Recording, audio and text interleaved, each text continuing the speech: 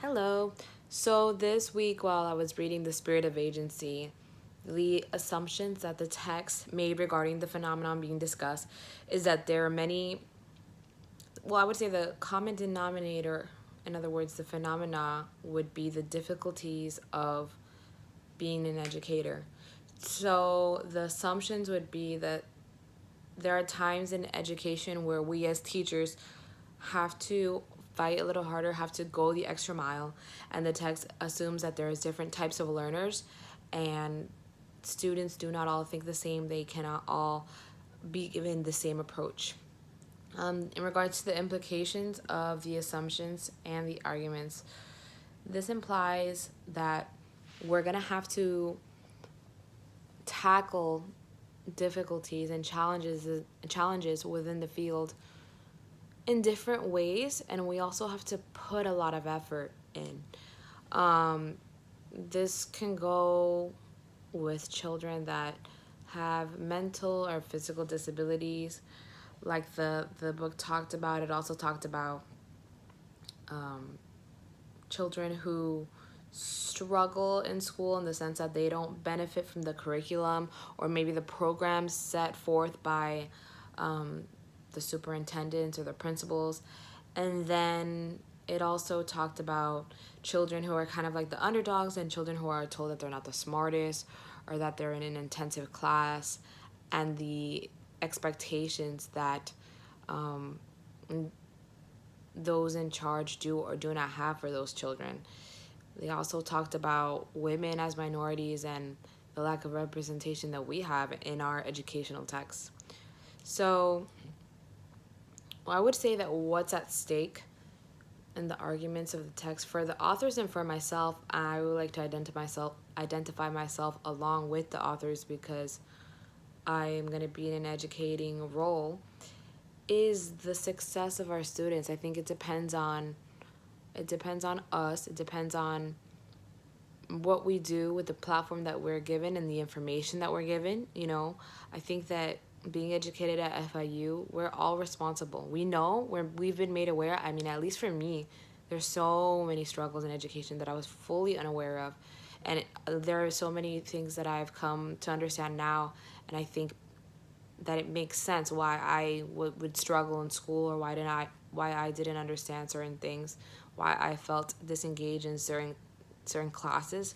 So I feel like with this knowledge and understanding, what's at stake is our student success, and we're responsible for that. We know the tendencies.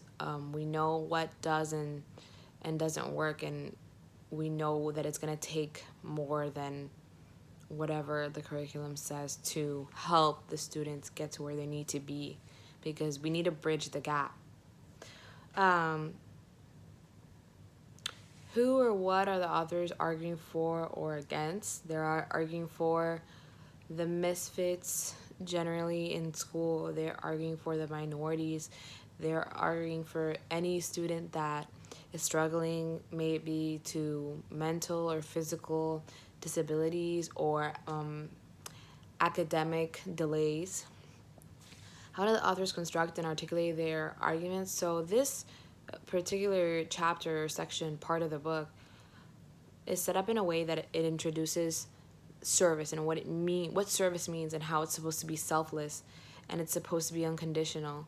And then it explains through storytelling, as it always does, the different challenges that we may face, starting off with the disclaimer and the perspective that true service is to be done unconditionally, and it's supposed to be done with joy and happiness, with a good heart.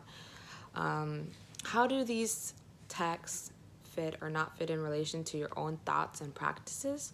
So personally, I grew up in the church, and I grew up, I would say, with a strong understanding of what service means. I learned that, I mean, even the way that I interact with other people, it's very it's not very conditional. Like, I understand that there are many times where I will give more of myself than other people, and vice versa, but I'm I always approach relationships with others from the understanding that my service should not be conditional. And I think that the reason why this was brought up at the beginning of the book is because, or not the beginning of the book, but the beginning of the section, is because we're supposed to operate through those challenges in education from that perspective. And you have to be passionate about it in order to make it work. And I was just jotting down my thoughts about, for example, my current job and how I'm unhappy to be there.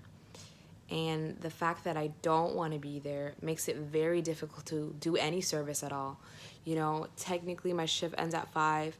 I always end up staying later, but I don't want to be there. I don't do anything from the goodness of my heart. I just do it because I think that's expected of me, and it's really difficult. So I would never want to put myself and put my students in that disadvantage. And I will not, because I want to be a good educator. What questions did you find yourself asking after doing the reading?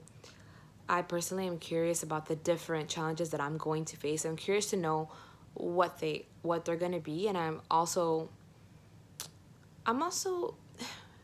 questioning whether I'm prepared to deal with, for example, children who are discouraged, like the poetry portion of the reading, and Ignacio Hurtado, who is in his own world and is obviously has some anger, and he needs attention, and he needs love. He needs us to kind of play that nurturing parent role. And so I wonder, like, if I'm prepared to deal with people, with children and students like that, because I feel like it's so easy to teach those that want to be taught, and to teach those that want to learn. But I just question my ability and to persevere through and with those that don't want to learn, that don't display that excitement. So that concludes my summary for the week. Thank you.